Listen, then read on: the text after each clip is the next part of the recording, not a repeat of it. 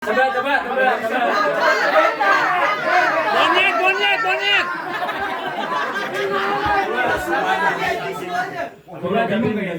Yang bule. Hansip. Lupa. Ya, Pak Sektor lupa. Bule. 200.000. Coba. 200.000. Nara, si beta buka gudang. Semuanya. Kambing. Yang udah dibikin kan lo. Iya, Hansip. Jawabannya. Muka Cindo ini. Lihat pengisaran lagi dua. Pak Sektornya. Kita buka gudang. Beta buka gudang, Nara. Live reading. Beta buka gudang. Oke. Coba ngomong. Kata Pak Sektornya Cindo. Coba ngomong. Ya, ada ya. Ya. Ayo ngapa?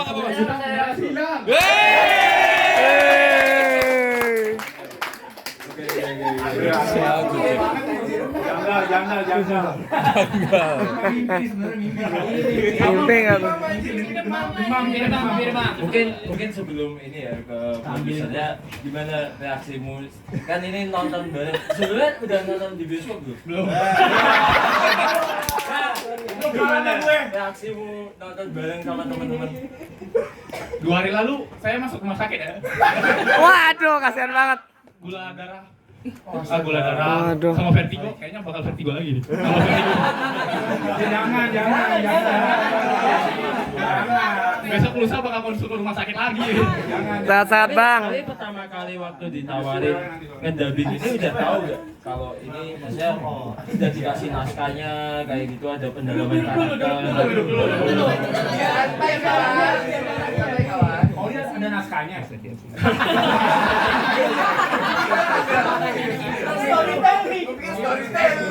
Gimana kau? Gimana kalau itu waktu persiapan? Persiapan? Apa itu? Leo. Ini langsung aja. Ada reading nggak? Awalnya pulang kerja, tiba-tiba diajakin nggak tahu apa-apa.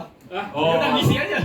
Oh. Tanya kalau cerita filmnya aja nggak tahu, ini baru pertama kali baru tahu gitu. Bener sama aku juga nggak tahu.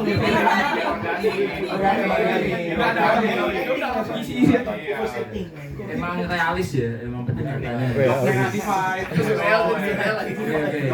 Mungkin langsung aja ke produsernya. Gimana Pak?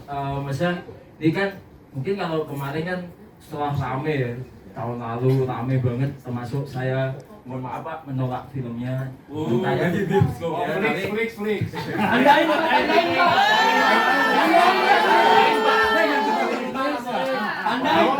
Saya di Bayu Hujan. Tapi setelah tahun lalu lah, bisa akhirnya keramaian gitu.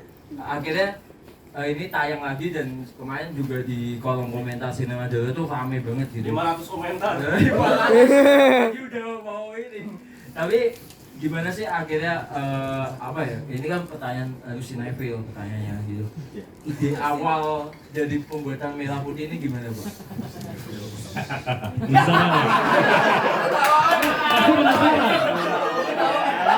Enggak, karena teman-teman pasti penasaran kan? Karena tahun lalu saya tabik akbar tuh, keliling media. Tiap hari pada saat ramai itu keliling media, tapi saya nggak pernah menceritakan kronologis dari awal itu gimana kan? Ini berarti ini spesial nih.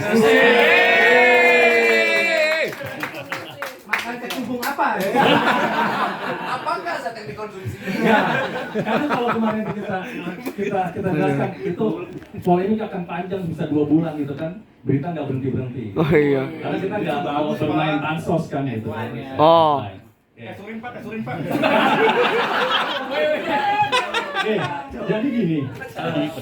Di awalnya itu kita ada sebuah organisasi namanya Perpiki, itu organisasi Persatuan Film Keliling. Mungkin kalau zaman dulu sebutnya itu layar tancap ya. Ya. Itu usianya dari tahun 70-an kan sudah berdiri. Nah, ketika era digital ini, layar tancap masih ada sekarang ini masih mereka masih kadang tayang di beberapa daerah. ada yang karena untuk hajatan, ada yang memang permintaan dari beberapa organisasi atau dari komunitas seperti itu. Oh. Nah, berangkat dari situ kita berpikir untuk 80 tahun Indonesia itu tahun depan kita bikin apa ya? Gitu ceritanya. Nah ini awalnya gitu. Itu tahun 2024 ya. Artinya kita produksi ini tuh kurang lebih setahun. Dari produksi. Memang kalau idealnya bikin animasi nggak mungkin lah waktunya segitu kan. Iya. Mungkin sih, Pak. Oke. Nah, pada saat itu kita kan dari tim Perpiki, karena organisasi Perpiki kita membuat PH namanya Perpiki Kreasindo. Ya. Oke. Terus animatornya gimana? Nah, iya tuh, siapa nih? Ini yang kalian tunggu-tunggu. Akhirnya kita coba menghubungi beberapa animator. Kita ingin collab sebenarnya gitu kan.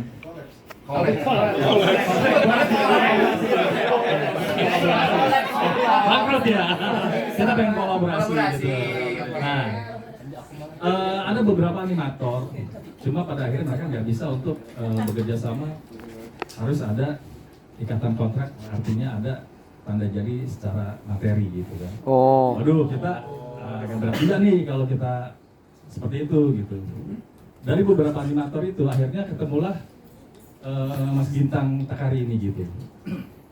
Dia datang ke kita ngobrol-ngobrol, terus dia tertarik. Oke lah kita join ya gitu. Oke, akhirnya berjalan lah.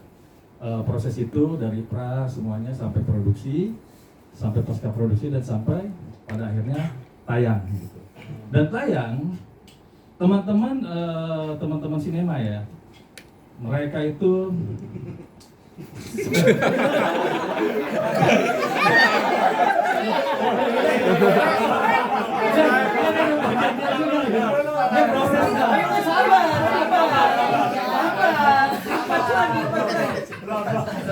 Belum di fase tadi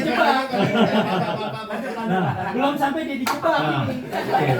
Nah, jadi ketika itu berjalan, ada sebagian memang dubber itu kita kurang juga, karena dubber itu semua mayoritas itu kan sama lah, berbicaranya bisnis to bisnis kan gitu. Nah, kita sudah dapat nih dubber yang lainnya gitu kan. Lalu ada dari tim kita juga itu Neka namanya dia. Neka Karisma.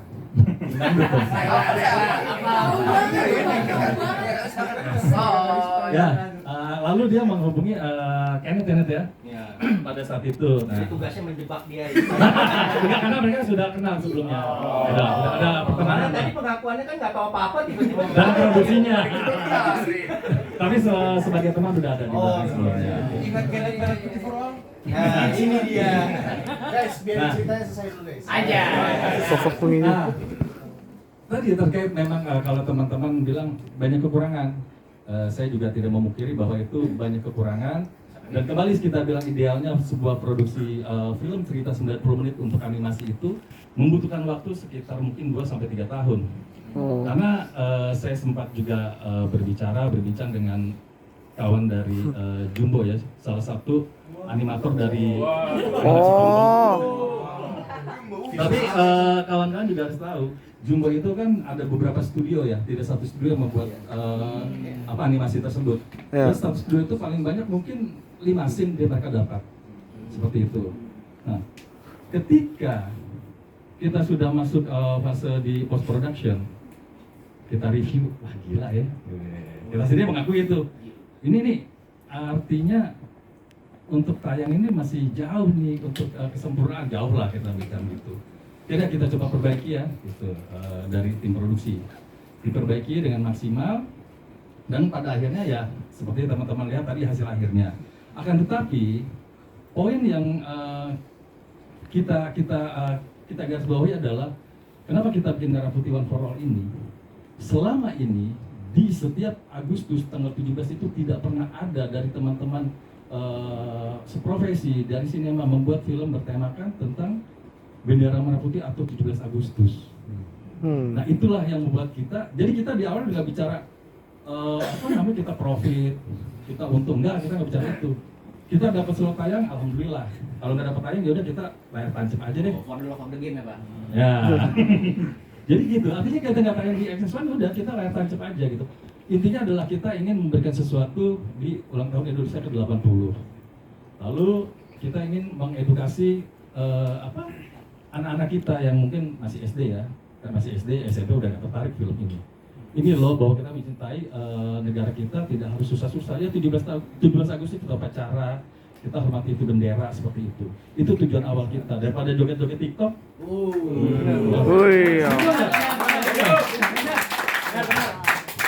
Jadi sebenarnya itu dasar awalnya. Terlepas dari segala kekurangan yang kita ada. Saya juga tidak pernah ketika di media tidak pernah kita bilang, wah kita udah maksimal, kita bagus begini. Ya enggak, kita juga menyadari hal itu gitu. Jadi dasarnya dari itu yang kita tadi berangkatnya dari ingin membuat sesuatu di 80 tahun Indonesia merdeka. Lalu ada menariknya lagi, orang bilang bahwa ke X1 itu kita pasti ada ordal atau ada seseorang lah petinggi di negara ini yang menggolkan untuk masuk ke X1. Enggak sama sekali itu. Jadi proses kita itu benar-benar murni. Dari awal kita bikin mengajukan surat, by online semua. Lalu setelah mau 3 bulan itu dapat prosesnya ya, proses 3 bulan. Mereka merespon, lalu kita kirimkan materi kita. Materi pertama mereka koreksi. Kalau nggak salah 2 atau 3 kali koreksi kalau nggak salah saya ya. Dan pada sampai akhirnya mereka memberikan kita jadwal tayang di tanggal 18 Agustus ya kalau nggak salah awal tayang ya. 14. Dan ya, saya sangat menyayangkan juga sebenarnya terlepas dari segala kekurangan ya. Sorry bro ya. Nggak, artinya begini. Ini bukan cuma dia aja ya. Rekan-rekan saya seprofesi di dunia sinema itu banyak yang satu menghujat dan kedua memboikot. Jangan tayang, jangan kasih tayang X1. Itu nggak layak tayang gitu. Seharusnya, kalau menurut saya kita bijaknya adalah ketika sesama satu profesi adalah saling mensupport, bukan saling menjatuhkan. Ketika ada kekurangan, yuk kita bantu, kan gitu ya, benar nggak? Iya. Kalau terjadi hal seperti itu berarti ada kompetisi namanya. Nah, tapi saya melihatnya mungkin ya, saya nggak menuduh ya. Mereka ada sebagian selentingan bilang, oh gila, gue udah ngajuin setahun lalu belum dapat slot tuh. Nah itu yang menjadi mungkin cemburu sosial dan mereka berpikir bahwa kita ada orang belakang, ada petinggi yang menggolkan itu. Dan kedua poin pertama nih, ini poin pertama kenapa film ini menjadi viral sebenarnya ketika kasus 6,7M. Iya. Nah, jadi film ini viral diawali ketika ada berita hoax bahwa kita mendapat 6,7M dari pemerintah. Nah, ini bergulir. Sebenarnya kalau nggak ada 6,7M, saya yakin teman-teman nggak ada yang akan heboh seperti ini. Ya, kalau jelek paling ya udah jelek biasa aja gitu kan. Paling begitu. Tapi ketika itu digoreng oleh media, awalnya media mainstream nih awalnya gitu. Mereka menggoreng berita itu, wah 6,7M kita mendapat begini. Masuklah mulai nih. Wah 6,7M gila, filmnya kayak begitu doang. Nah, mulai rame nih. Netizen mulai ikut-ikutan nih, pang, ada yang pansos dan lain sebagainya lah, lumayan kan, membuat kita nambah followers. Itu terjadi benar. Jadi artinya gini, kalau kita bicara jujur, mungkin teman-teman di sini mengerti tentang sinema ya. Tapi yang netizen lain nggak ngerti film, nggak ngerti, yang penting komennya ini aja lah, pahit, pedas, negatif lah, supaya apa? Masuk followers baru untuk mendukung mereka, kan itu yang bikin rame gitu kan. Tapi untungnya kita nggak untuk mengkomen balik, kita nggak tertarik untuk hal itu gitu. Nah, jadi itu awalnya kenapa kita menjadi ramai 6,7M itu. Kita diamin menjadi ramai. Memang sebelum film ini tayang kita sempat audiensi ke Kementerian Parekraf, gitu kan. Sempat. Jadi kita bukan minta loh, kita nggak pernah bawa proposal dan film itu kalau nggak salah sudah 90%. Jadi kita bilang kepada Wamen, Bu, kita bikin film animasi tentang merah putih begini. Kita hanya minta dukungan nanti promosi ya di media sosial medianya Parekraf gitu. Oke, gitu kan. Nah, ketika 6,7M itu muncul, digoreng lah tadi oleh media dan netizen. Jadi ke bawah-bawah lah kementerian itu kan. Itu. Nah, akhirnya kebetulan kita juga punya media nama TV streaming ya, Perviki TV. Sekarang lagi kita perbaiki, ini udah 2 bulan lagi ada. Terus sama satu lagi media online perviki.com. Nah, netizen itu mendapatkan foto kami bersama Kementerian Parekraf itu ambil dari media kami. Mereka ambil kamera comot, dia naikkan atau di-upload. Wah, kita di kementerian ini seolah-olah memframing kita memang mendapatkan anggaran 6,7 M dari pemerintah. Nah, itu ceritanya kan menjadi ramai di situ. Lalu digoreng lagi, kembalilah teman-teman sinema yang sudah punya nama masuk menghujat kami. Ya karena sebenarnya ada unsurnya juga ya. Menghujat itu ada beberapa teman yang filmnya itu sedang ingin tayang dengan promo besar-besaran, terus kalah berita dengan kami gitu loh. Panci tengkorak. Dia nggak kelihatan. Sementara budget promo kita tahu bisa lebih besar dari budget produksinya. Seperti itu kan. Nah itu salah satunya. Terus lagi ada juga lembaga perfilman juga. Boykot itu nggak boleh tayang loh. Kita bingung sebagai lembaga perfilman harusnya mensupport kita untuk film-film Indonesia itu gimana bisa tayang di X1. Karena X1 itu kan diminta sampai saat ini oleh para ruang produksi, kasih dong kita slot tayang gitu. Seperti itu. Tapi kan memang kita nggak tahu nih SOP-nya seperti apa sih di X1. Itu abu-abu tuh sampai saat ini gitu. Ya ada yang film mungkin bagi kita jelek bagi penonton, tapi bagi X1 bisa ngejual nih.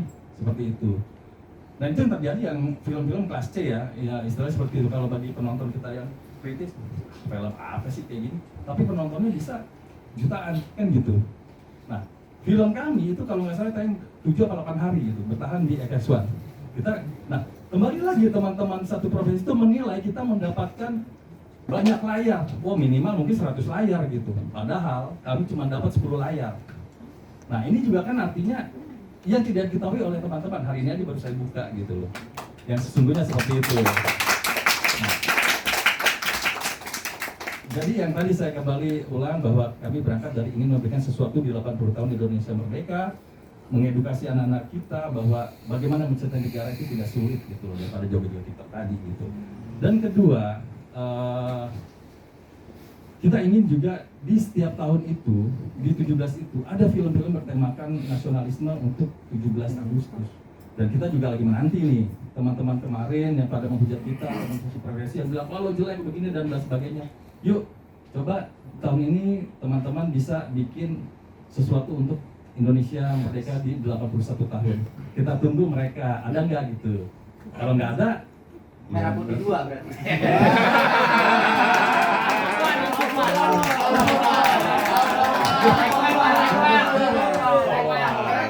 Jadi gini, Sekarang Mas Oro. Kedua jadi seandainya kali itu ya, kalau kami bikin pun kami akan membuka diri, artinya gini, dengan segala kekurangan tadi, kita bisa teman-teman bisa memberi masukan atau memberi bantuan dengan kemampuan teman-teman masing-masing punya, kan gitu. Ya, daripada itu biasanya gini, kita bisa ada sebuah pepatah bilang ya, lebih baik terlambat daripada tidak sama sekali. Kalau kita membuat daripada kita hanya bicara saja.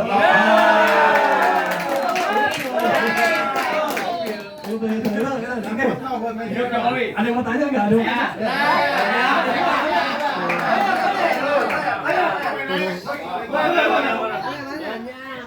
Pak. Ayo, Pak. Enggak yang bilang. Tika. Akmal. Tika. Tiga. Oke. Kita dulu. Selamat malam, Pak. Selamat malam. Hajar Tika. Saya punya satu pertanyaan penting banget. Penting banget. Iya, nyala nggak sih? Nyala. Ini enggak dimatiin kok kayak itu. Hey. Ini pertanyaan penting banget. Nggak kenapa semua karakter tuh pas dialog zoom in semua, Pak. Ada ininya nggak, ada Konsep. hidden meaning di balik itu nggak? Nggak gitu. Ini jujur aja, Pak. Ini selama saya nonton saya sakit kepala. Penting Itu ya. karena bintang takarinya sih. Ya, memang itu bicara tentang kreatif dari director ya, tapi nggak apa-apa bisa saya wakili. Sebenarnya itu memang saya juga artinya ketika tadi saya sampaikan di awal ketika kita preview, ini banyak orang yang harus begini gitu. Mas Bintang sendiri mengaku itu, tapi dia bilang, bro, kita waktunya udah mepet bro. Itu. Jadi kita artinya kita memahami yang tadi kita kembali bahwa idealnya membuat film animasi itu kan memang cukup panjang waktunya. Cuma ada yang keren juga ketika waktu itu netizen bilang, wah bikin itu mas 10 menit sudah jadi. Ya kan? Ya artinya mungkin saya yakin teman-teman di sini mengerti tentang animasi, tentang sebuah film. Bagaimana membuat sebuah film cerita itu memang membutuhkan effort yang cukup ya. Dan ya kalau ya tadi saya bilang kalau di sini saya nggak bilang netizen yang seperti itu, netizen yang mereka itu kan cuma pansos yang bisa teriak-teriak aja gitu kan. Kalau kita bicara tentang sinematografi paham? Belum tentu. Kalau di sini teman-teman komunitas saya yakin meskipun mungkin latar belakangnya tidak pendidikan di bidang sinema, tapi ketika komunitas itu selalu ada diskusi, teman-teman memahami tentang sinematografi. Saya yakin itu. Setuju nggak? Gitu. Jadi itu masalahnya. Saya nggak tadi Mbak. Tika. Saya juga sedikit bilang pusing. Ya, sama kayak ya. Pusingan saya ketika saya dihujat 2 tahun lalu. Oh inhaler. Tapi benar, saya itu ada hampir 2 bulan itu dihujat. Dihujat terus teman-teman media bilang, bro, lo kok hebat banget sih santai-santai aja dihujat se-Indonesia. Bukan se-Indonesia loh, ada kawan itu dari di Australia bro. Gila. Mancanegara. Terus kenapa harus gue pikirin gitu? Kan gue udah bilang bahwa kita membuat sesuatu yang membuat karya dengan maksimal, dan kita bilang terima kasih karena yang menghujat itu berarti peduli. Nah ini kan analogi nih. Kalian punya pasangan, punya kekasih. Ketika kekasih membuat sesuatu yang kurang bagus, teman-teman menegur nggak? Menegur dong, artinya peduli. Kalau film ini nggak ditegur, berarti teman-teman nggak peduli sama film ini. Saya terima kasih loh. Yuk lanjut lagi sampai mana? Low cortisol. Apa? Low cortisol king. Saya mau nanya ke Kenneth dulu. Jadi Kenneth kan akhirnya baru nonton kan sekarang. Dan juga baru ketemu kan sama produser kan. Ini sangat menarik ya.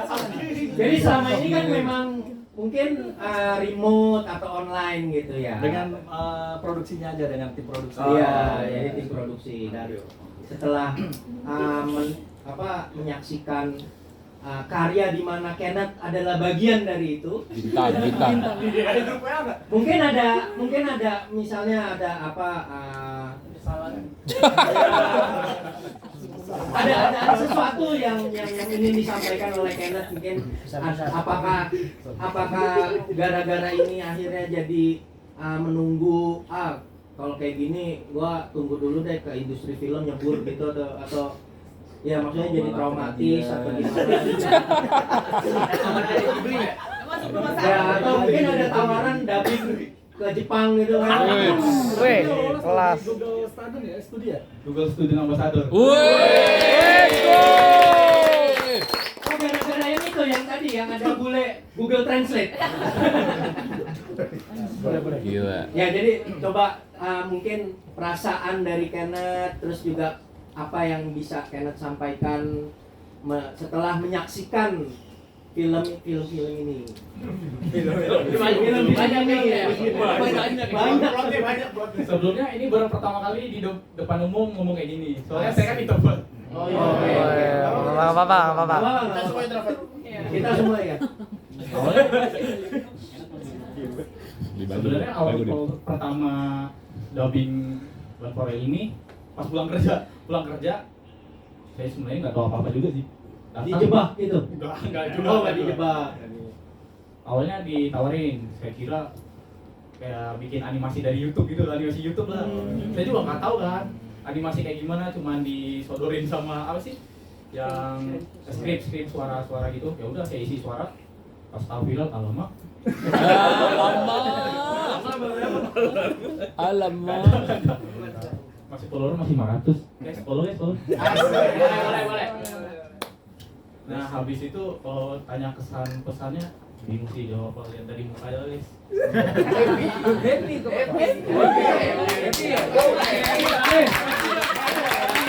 Kita semua terhibur loh. Hanya Coba untuk tadi sequel. dari awal sampai akhir kita ketawa loh. Ya Gak ada loh yang kalian terhibur ya kalian terhibur tapi saya bingung ah. Tapi kapok. Jujur kalau bilang kapok enggak. Karena ada produser film di sini ada Tito.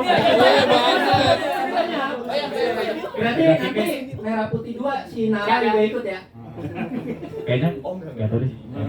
Karakter development, weh. Siapa lagi mau nanya?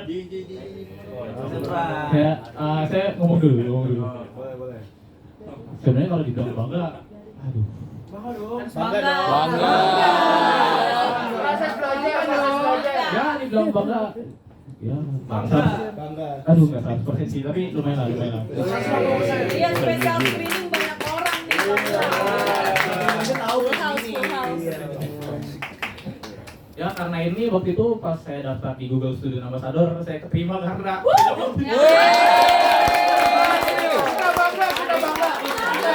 Kita bangga. Keren. saya juga bingung kenapa Google terima saya karena film ini tuh. Ada bulenya. Karena beta bukan gudang. Berarti membawa impact. Berarti dimasukin CV. Pernah masukin TV tuh. Saya sebenarnya kerja di media juga, tapi saya media di media agensi TikTok. Oh.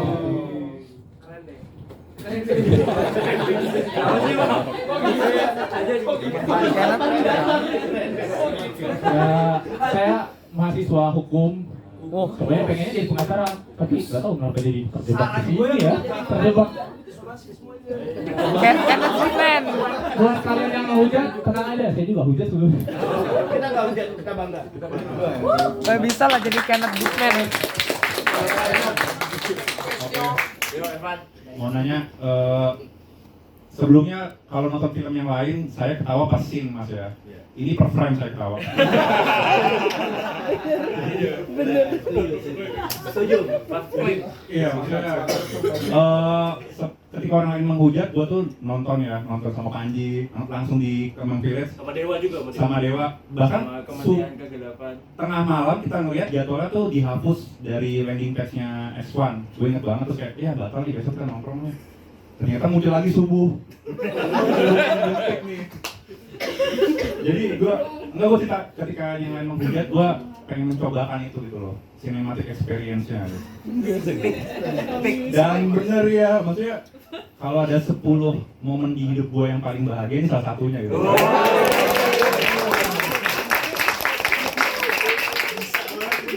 Karena ketika di SS1, jujur awalnya mau berangkat mau menghujat pak, tapi ternyata anjing nih beyond gitu kayak bikin bahagia pure moment gitu kayak bumpik gitu. Kita langsung live IG ya. Dituduh buzzer pak. Lu buzzer ya lu nonton gini-gini. Enggak, kita beli sendiri. Tulusan. Kita ikhlas Nur. Kita ikhlas beli tiketnya. Bahkan tiketnya itu saya laminating sampai sekarang. Kelas. Terus itu kan lumayan banyak yang rekam ya pak ya, karena kan moment of joy-nya gitu kan. Terus ada Mbak Seswan kayak negor gitu sebelah gue lagi ngerekam, gue pikir mau dikeluarin atau gimana. Mas saya bagi rekamannya tuh.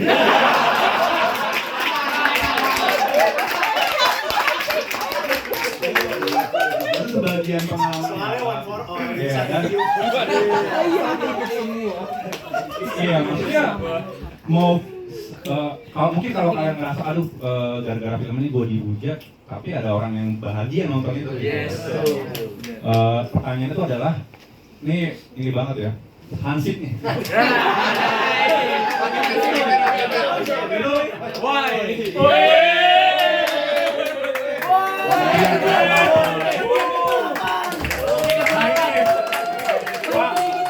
Ini penggagasnya yang nobar barat nih pak ya.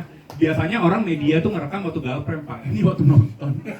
Pas dia nonton, nggak pernah ada di film lain, ada kumparan, ada cerita. Nanya kurang ajar lagi, kenapa mas mau nonton film ini? Kayak, ya ampun, intinya tadi pertanyaan yang aku ya, kenapa Hansip itu benar-benar Di highlight. iya, maksudnya benar-benar di zoom terus dan dia betah megangin itu tuh kayak Latias, kayak api capong gitu.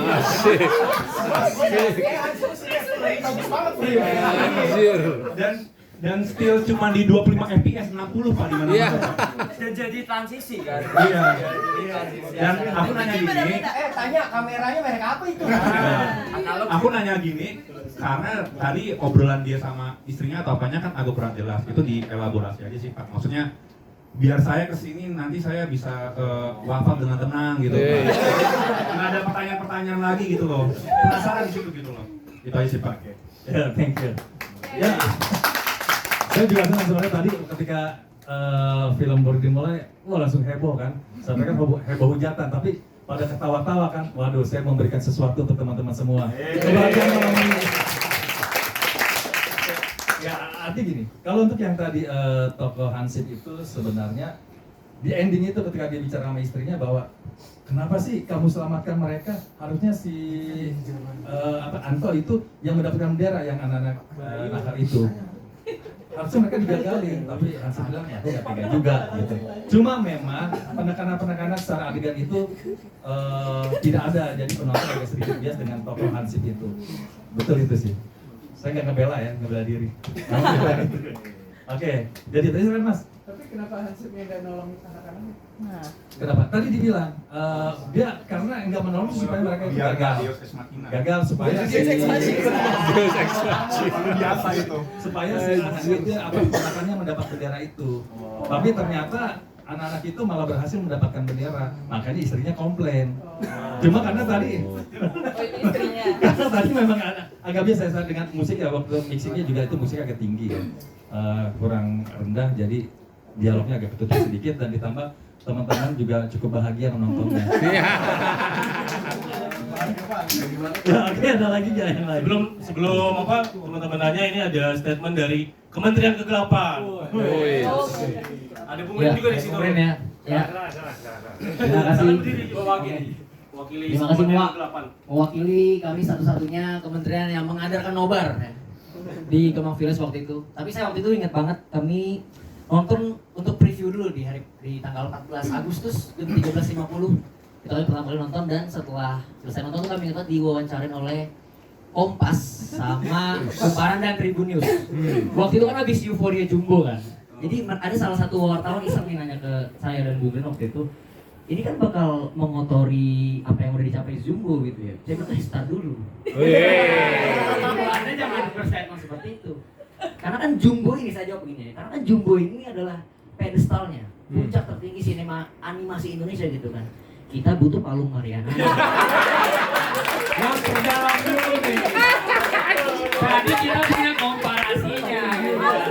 Head to head kan. Itu head to head. Jadi kalau kita ngomongin film bagus dan bagus terus akan sulit. Iya. Kita butuh yang pedestal puncak tertinggi sama Palung Mariana. Nah, jadi waktu itu kami karena kami kan mau ngadain nobar malam harinya Pak, di jam 7 itu waktu kan di Kemang Village. Jadi kami coba tes dulu lah segila apa sih dahsyat impact dari nonton film ini gitu kan, supaya kami bisa ngasih semacam kayak disclaimer, hati-hati mungkin bisa bawa panadol, bisa bawa tolak angin gitu kan untuk malam nanti. Cuma ternyata saat malam itu kami membayar sekitar 20 tiket. Kami habis 2 juta waktu itu untuk beli tiketnya gitu kan, untuk dibagi-bagi ke followers Kementerian Kegelapan. Cuma memang kami akui ini salah satu bentuk peristiwa budaya sih Pak. Experience waktu Culture. Karena tidak ada momen di mana kami bisa bersatu dalam sinema seperti ini. Karena saya jujur saya nonton film Merah Putih trilogi.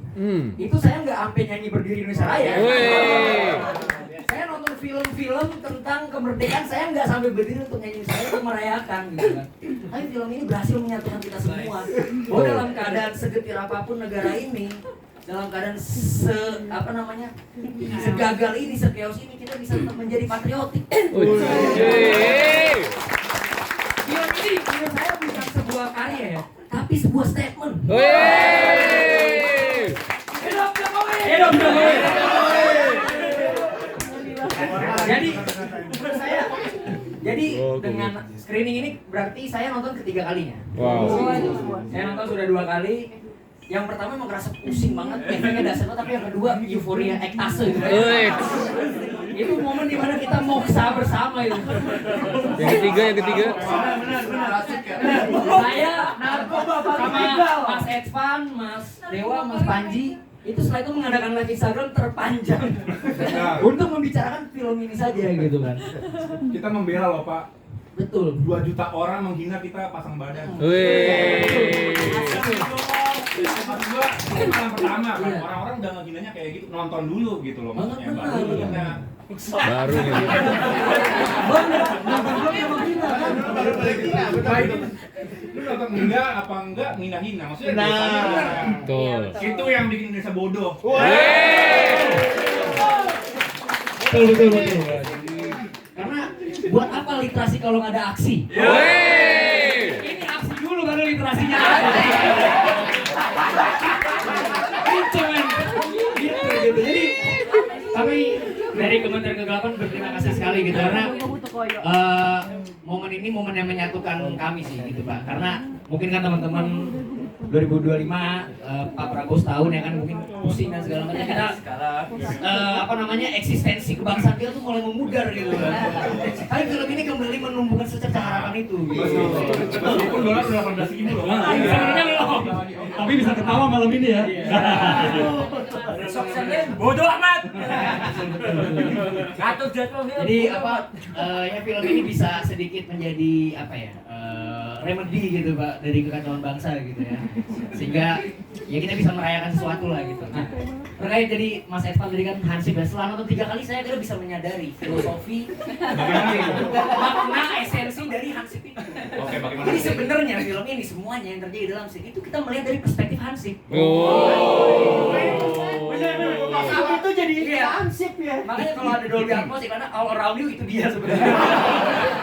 All around you gitu. Di mana-mana gitu. Di mana-mana. Jadi makanya kan kita lihat scene-nya tuh sinematografinya gitu kan dari atas selalu kan.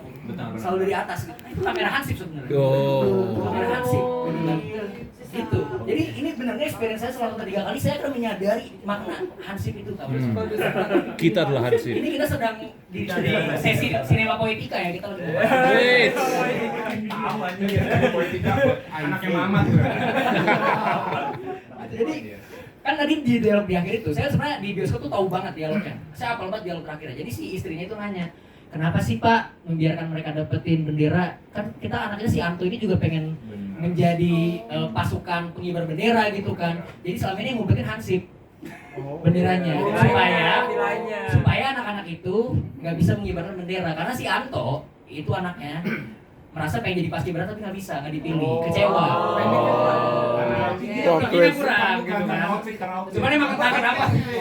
Gitu kan. Jadi sebenarnya makanya tadi teman-teman kalau sadar ada scene Hansip bersimpuh kan. Bersimpuh menangis kan. Dia menyesali perbuatannya karena dia sadar kegagahan, tekad kuat dari para tim Merdeka ini membuat Hansip itu akhirnya bertaubat. Karena salah mengumpetkan bendera di sebuah tempel. Di sebuah gimana kata itu world buildingnya Elden Ring. Jadi ada penyesalan karena melihat tekad kuat dari tim pengibar bendera ini. Kenapa ya gue harus ngumpetin padahal mereka ini anak-anak yang benar-benar tulus mencintai bangsa ini merayakan kemerdekaan gitu kan.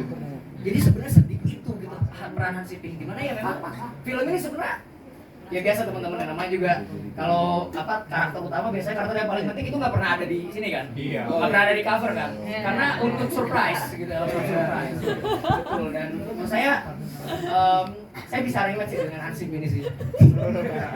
Bisa relate lagi. Maksudnya ingin melakukan sesuatu demi anaknya kan, apapun dilakukan gitu. Kita nggak pernah melihat moral kompas baik atau buruk, tapi yang penting adalah anak kita bahagia, keluarga kita bahagia gitu. Tapi entah kenapa Hansip ini memang punya kesadaran kalau anak-anak desa itu juga anak-anak dia gitu. Dan dia sebagai penjaga desa yang kenal dengan anak-anaknya juga satu apa? Tapi teori apa jadi pakai pramuka di akhir? Kalau itu keputusan apa namanya, keputusan skrip ya, gitu ya. Ya mungkin lagi hari Kamis atau lagi. Jadi memang film-film itu nih.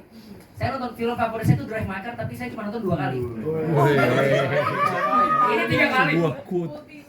Luar biasa kan? Kucing lagi stand in fashion. Jadi gitu. Mungkin ada mungkin ada apaan Bu? Hidup Jokowi. Itu coba. Thank you. Ya, saya nyambung aja ya.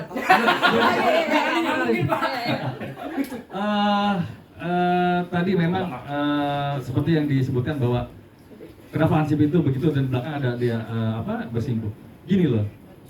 Dalam kehidupan nyata kita memang itu kan real ya, ada ya. Kadang ada orang menginginkan sesuatu tapi dia tidak secara langsung mengungkapkan. Kebetulan dia punya tugas untuk mengawal itu, tapi tugas itu disalahgunakan kan. Nah, itu kan pesan moral yang kita akan sampaikan. Itu benar kan itu gitu loh.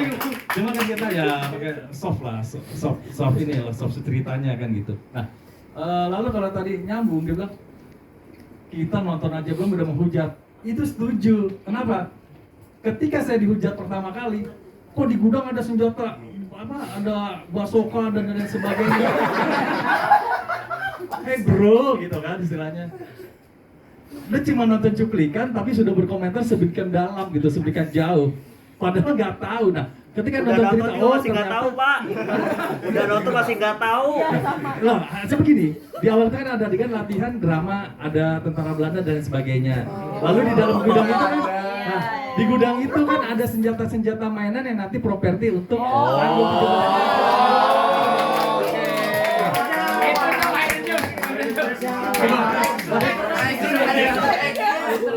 karena kan makanya ada planting di depan itu latihan drama kan gitu. Nah itu pertama hujatannya itu gitu kan sebelum 67M juga. Nah kembali tentang media tadi bilang kumparan nanya media itu kan ini ya sifatnya ya benar framing, suka mencari-cari ini dulu nih kesalahan orang. Tahu nggak pertama kali itu film kita ramai itu kan di media mainstream ya. Mereka langsung naikin berita tanpa konfirmasi ke kita. Wah itu rame tuh, 1-2 hari lah kalau nggak salah itu. Wah media mainstream, bukan media besar lah ya, yang naikin baru ke netizen. Nah, akhirnya kita bilang sama legal kita, ini kayaknya udah nggak jelas nih kenapa? Itu loh, masa media naikin tanpa konfirmasi ke kita dan menarasikannya itu yang negatif tentang kita gitu, mau framing jatuhnya. Ketika kita udah mulai somasi malamnya dan besoknya udah mulai berdatangan telepon-telepon untuk wawancara, akhirnya media disomasi. Dan itu yang artinya memang benar media itu kan ya mayoritas kalau kita bilang mereka bisnis ya. Ketika ada sesuatu berita yang mungkin heboh belum tentu kebenarannya, yang penting naik aja dulu. Benar salahnya itu belakangan gitu. Ujungnya sorry ya kemarin ada kesalahan di sini, selesai kan kata media begitu. Nah jadi artinya pro kontra yang terjadi di Merah Putih itu diawali juga dari media sebenarnya. Tapi kita nggak menjauhkan media juga karena media pada akhirnya juga memberikan klarifikasi terkait film ini gitu. Ya ada lagi yang mau tanya? Ya Pak. Oke. Ya sebenarnya sebelumnya saya setuju sih tentang yang orang-orang kan malah ngehujat padahal belum nonton ya. Ya itu alasan saya nonton kesini ya biar bisa hujan. Enggak. Tapi jujur saya buat yang nonton di bioskop saya cukup iri sih. Soalnya pengen nonton ini pakai Dolby Atmos gitu. Dari mana-mana gitu ya. Sebenarnya pertanyaan saya cuma dari plot sih, mungkin agak nggak penting juga ya. Tapi kan kita kan butuh ya plotnya buat karakterisasi dan lain-lain. Ada 2 nih Pak. Yang pertama, ini tim Merdeka ini mereka umur berapa ya Pak? Soalnya yang satu nih, yang Raka ini nih, saya lihat ada banyak keriput sama ada ubannya, itu umurnya 35 tahun kali ya Pak. Terus yang kedua, itu yang baju hijau itu loh Pak, kan dia ada adegan ini jatuh kan ya. Tommy. Ini saya mau nanya karakterisasi nih, karakter dia kayak gimana, apa caper atau apa. Soalnya waktu dia jatuh, nggak ada yang ngeliat, tiba-tiba dia udah di atas. Jadi apa dia kayak jatuh, oh tolong, nggak ada yang lihat udah. Gitu, saya cuma pengen tahu karakterisasinya aja sih Pak. Ya gimmick mungkin ya, kayak gitu aja sih Pak. Terima kasih. Oke, tadi terkait karakter sama plot ya, plot cerita ya. Iya. Plot ceritanya itu memang kalau kita lihat agak loncat-loncat ya, mungkin ya kan? Oh, kok dari sini tiba-tiba harganya seperti ini. Sebenarnya itu karena kita udah training agak banyak ya, tadi over durasi kita kan pengennya 90 gitu kan. Nah ketika, dan waktu kita training itu udah waktunya mepet karena di XS1 udah menunggu. Jadi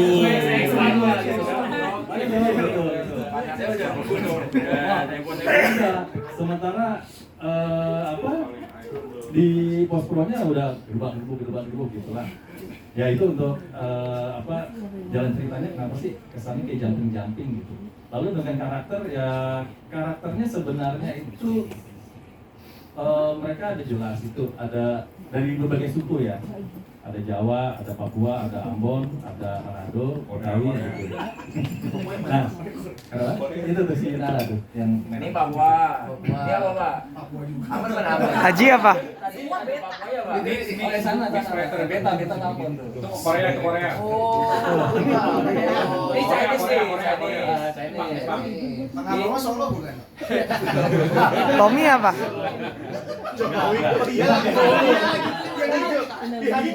Ini yang paling tua nih. Awalnya ngomongnya beta, terus yang lama jadi Betawi. Jadi mana yang bener nih? ya. Pertanyaan tadi soal sinkron karakter. Oh, umur. Usia itu kita diambil mereka itu di karakter usia kelas 5 dan kelas 6 SD. Sama yang kakak juga, Pak. Iya. Kan anak sekarang bukannya memboros gara-gara TikTok.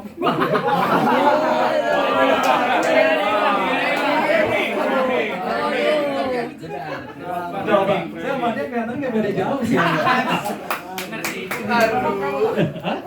Ya, masih 25. Ya, lanjut. Selamat malam. Juga mau nanya soal plot. Yang pertama soal hansipnya Pak. Ini hansipnya itu di baretnya kan logonya nggak jelas, tapi di pundaknya itu Jawa Tengah. Jawa Tengah dari mana? Pundaknya itu logonya Jawa Tengah, Pak. Jadi asalnya dari mana? Terus kedua itu kameranya itu selalu HD. Itu apakah ini apa namanya? Ini jawantahan dari meme caught in HD ya? Konten 4K. Aduh, telat lagi ya. Terus sama tadi itu gimana caranya yang si cewek itu bisa tahu kalau si komplotan tuh ngancem, kok tiba-tiba kan ngancem. Langsung pindah, waduh, ngancem kita gimana? Oke, terkait tadi hansip gitu kan. Ya benar tadi yang udah dijelaskan juga bahwa tokoh hansip itu tokoh yang mengintai yang disuruh sebenarnya untuk menjaga anak-anak itu, tapi mereka punya, si hansip itu punya misi tersendiri kan untuk menggagalkan hal tersebut gitu. Lalu terkait dengan logo Jawa Tengah gitu kan. Aduh, kalau kita kosongin kan nggak enak juga tuh pada saat itu. Karena yang reviewnya Jawa Tengah aja deh gitu. Karena kita memang bicara desa gitu kan. Cuma kita agak spesifik tuh, Solo apa Jogja gitu.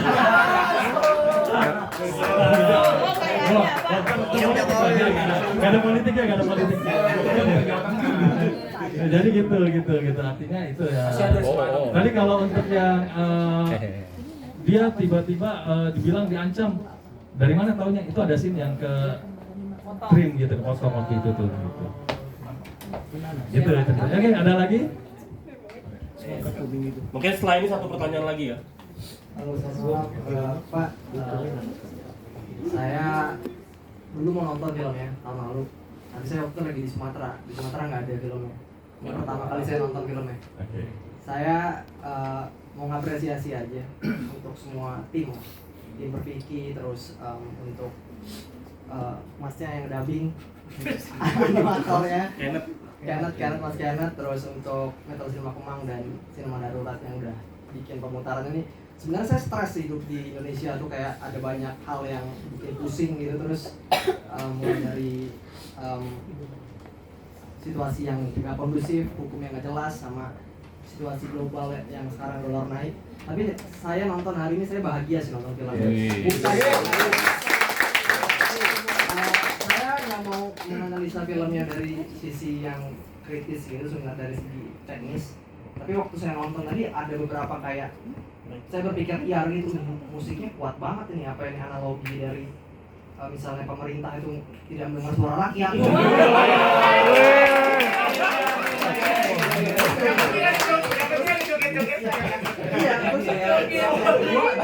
Yang kedua adalah ini protagonis selalu diikuti Hansip, apakah Hansip ini intel gitu? Apakah dia perwakilan yang mengamati gitu pemikiran liar saya sama Raka ini apakah perwakilan dari mas-mas wapres gitu, namanya seperti Raka. Jadi pertanyaan saya Pak, itu ada satu karakter namanya Raka, itu mirip juga sih sama beliau gitu. Kenapa bisa dapat karakter kayak gitu? Terus yang kedua, dalam sejarah sinema dunia sejarah ini mungkin yang nggak dipelisik di media adalah ada sebuah gerakan alternatif namanya B-movies. Ada beberapa orang pembuat film seperti Lilot Kaufman di Amerika dan pembuat film misalnya di Indonesia ada Azam dan teman-teman dari Panji yang bikin film secara alternatif, hampir sama seperti slogan itu. Kami kecil, tapi cinta kami untuk merah putih tak pernah kecil. Perbedaan kami temukan kekuatan. Ada pembuat film yang filmnya alternatif, dibilang jelek, bahkan ada teman-teman panitia dari festival film jelek di sini. Yang filmnya nggak dianggap lah, filmnya nggak dianggap proper, nggak dianggap berkualitas, mereka nggak dapat penonton, filmnya ditolak festival, filmnya ditolak bioskop. Tapi film kayak gini, saya berharap Bapak mungkin dari hujatan-hujatan yang ada nggak pernah berhenti untuk terus bikin film sih Pak. Jadi Merah Putih One for All setiap tahun gitu. Dengan gaya treatment yang sama mungkin jadi menarik, karena saya bayangin kalau filmnya terlalu proper atau terlalu jelas mungkin nggak banyak kejutan.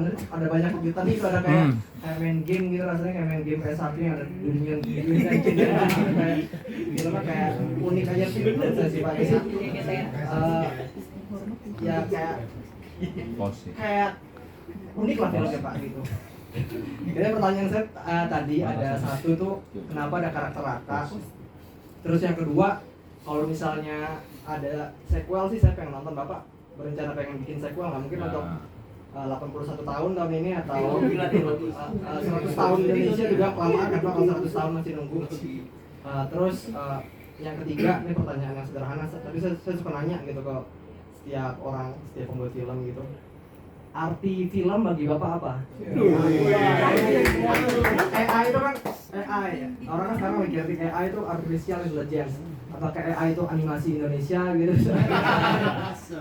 Arti film bagi Bapak dan teman-teman Perdiki apa? Kalau misalnya Masnya juga tuh mau lagi sequel, saya sangat menunggu sih. Itu aja sih 3 pertanyaan tadi. Makasih. Oke, terima kasih. Ya, terkait Raka sebenarnya nggak ada hubungannya kita dengan Solo ya, atau dengan Mas Wapres kita gitu. Karena kebetulan aja ketika memilih karakter nama muncul Raka gitu. Nah itu juga mungkin kalau waktu itu teman-teman media nge ke situ, nonton ya, udah nonton dulu, pasti di framing lagi tuh. Kacau kan geng Solo jadinya gitu. Pasti di framingnya begitu sama media, padahal kita sama sekali nggak ada kaitannya dengan media. Tadi kita bilang 6,7 M aja kita nggak pernah terima gitu kan. Lalu kedua tentang rencana nggak kita ingin bikin itu sequelnya. Wacana kita sih ada gitu kan, tapi tadi kembali saya sampaikan kita ingin melihat apakah kawan-kawan satu profesi dengan kita yang kemarin bilang lu nggak layak untuk tayang, nggak bagus untuk ini, yuk coba lihat karyanya di 81 Indonesia ini, adakah bertemakan seperti yang kita punya ini gitu loh. Jadi kita tunggu itu. Terus yang ketiga, artinya film bagi saya adalah suara ya. Suara apa? Saya bisa menyuarakan apapun. Seni itu kan, film itu universal, dan film itu semua unsur seni ada di film. Musik, sastra, seni rupa ada semua di sini. Tadi ketika kita bilang kita mungkin contoh inilah, mungkin yang lagi ramai sekarang ya, pesta babi. Kan di mana teman-teman itu ingin menyuarakan tentang apa yang terjadi di bumi Papua. Mereka tidak harus teriak di tengah hari bolong depan gedung DPR gitu kan, dijaga oleh polisi, tapi kita menyuarakan melalui audiovisual. Itu film bagi saya adalah suara di mana kita bisa bersuara untuk memberikan suatu edukasi atau mengkritisi sesuatu. Teman-teman mungkin bisa seperti itu juga kan? Itu dari saya sih. Tadi juga bro ngomongin soal apakah ada sequel ya? Sequel tadi saya bilang wacananya ada wacana ya, baru wacana. Tapi kembali lagi kita ingin melihat teman-teman yang kemarin menghujat kita. Yuk coba sama-sama kita berkarya untuk Indonesia di 81 tahun ini. Mana karya teman-teman yang kemarin menghujat jelek, coba kita ingin melihat karya yang lebih bagus dari punya kita. Bisa nggak lo bikin? Kebetulan saya Mana karya lu? kalender film tahun ini Pak, jadi belum ada film 17-an Pak buat tahun ini. Jadi ini kan udah Mei Pak, ya, ini mending dibikin Pak.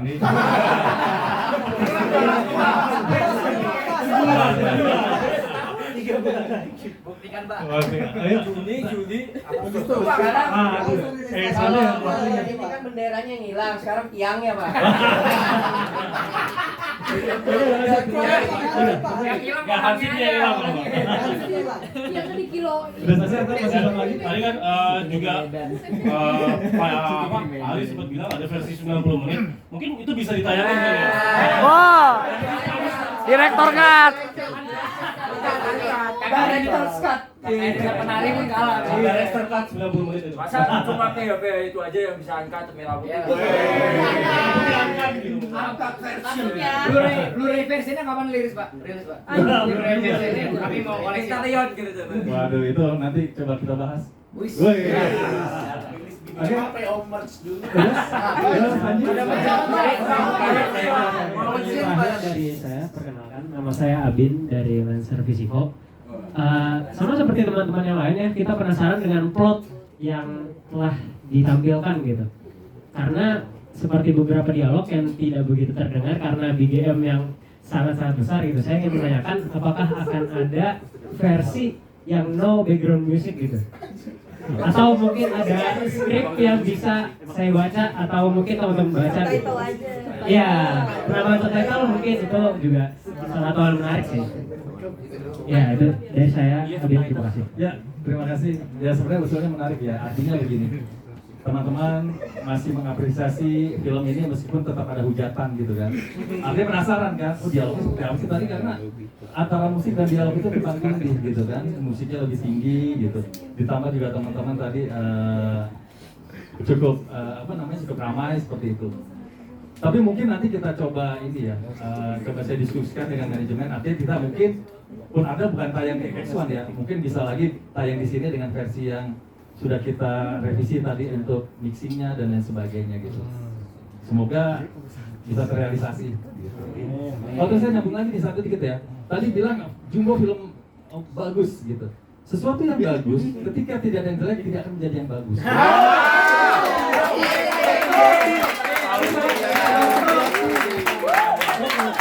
Dan sebenarnya kami ini mengangkat Jumbo tidak secara langsung.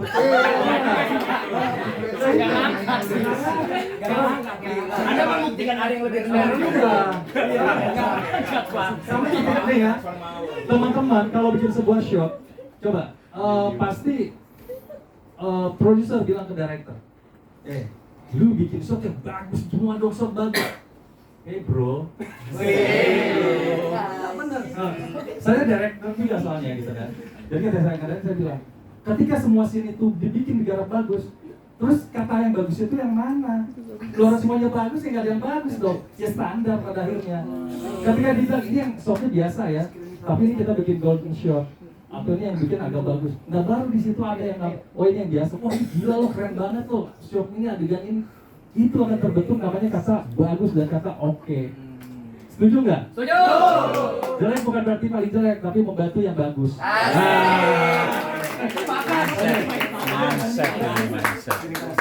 Oke, kebetulan aku tadi ngecek jadwal bioskop. Cek lagi. Agustus 20 tuh ada Insidious Pak. Jadi ini menurutku lawan terberat yang Insidious sih. Kalau masih rilis lagi gitu. Jadi kayak belum ada nih film-film kemerdekaan kayak gini. Gitu. Oke, sekali lagi terima kasih teman-teman yang udah datang. Kita merasakan Peak Cinema Terima kasih juga Pak udah datang, Kenneth juga udah datang. Oke, pokoknya terima kasih buat semuanya yang udah datang, udah merasakan ini apa ya atmosfernya, dan mungkin dari Pak Haji gimana? Ada Jokowi. Ya terima kasih buat semua yang udah datang. Kadang kalau dipikir masih nggak percaya sih sebagai programmer bisa mendatangkan Merah Putih One for All gitu. Itu akan masuk ke dunia Panji. Pasti. Dan apa? Karena kan sebelumnya nayangin film Lantai 4 dan ternyata produsernya sama dengan filmnya Merah Putih One for All. Jadi ketika ketemu produser utamanya yaitu Pak Toto dan dia bilang saya mau muterin film Merah Putih One for All, dia bilang gas puterin tanpa pikir panjang.